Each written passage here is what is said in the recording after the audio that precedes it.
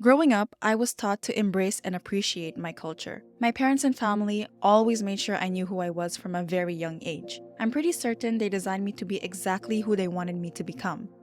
With that being said, as an emerging artist, I found myself creating content about my Filipino culture and the identity that aligns with it.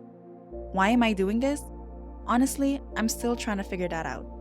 Being Filipino has its perks, but there's definitely baggage that comes with it. And throughout my teenagerhood to now, I've realized how much darkness and secrets we tend to sweep under the rug. I'm not proud of it. Yet, we still continue to do it in order to maintain the perfect image of what a true Filipino looks like. So I asked myself, what if I wasn't Filipina? Well, if I wasn't Filipina, then I wouldn't be pressured to pick out a career in medicine while I was fresh out of high school. I want to be an artist.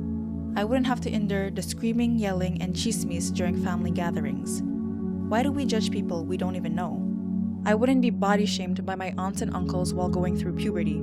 I wouldn't be forced to attend church every Sunday by my parents and have them say, "Going to church makes you a good person." Who are you to say of what makes a person good?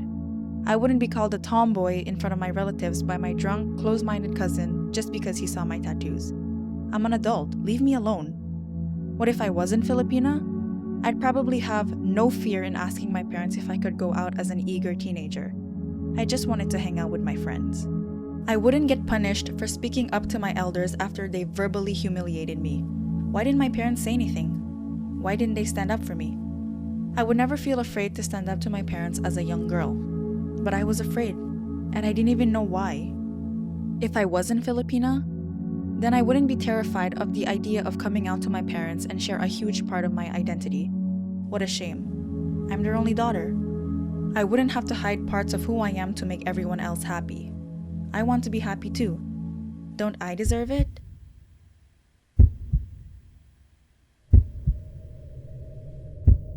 That's a lot, I know. With all these things, am I ashamed of being Filipina? There's definitely damage there, but I've learned and experienced it. Maybe that's what will make me stronger in the long run.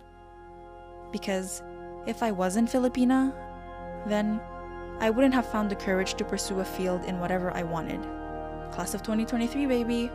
I wouldn't have gone off on my relatives, including my mother, her sister, and nieces, during their rants, chismes, and judgment of others. Take a look at yourself first, I said. I wouldn't have learned to love my body and to take care of it. I wouldn't have stood up to my father whenever he would talk about God. My relationship with God is exactly that, mine. Only He can judge me.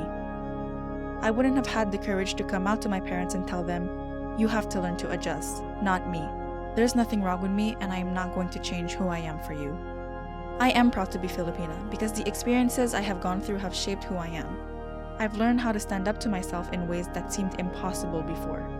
Younger me would be so proud.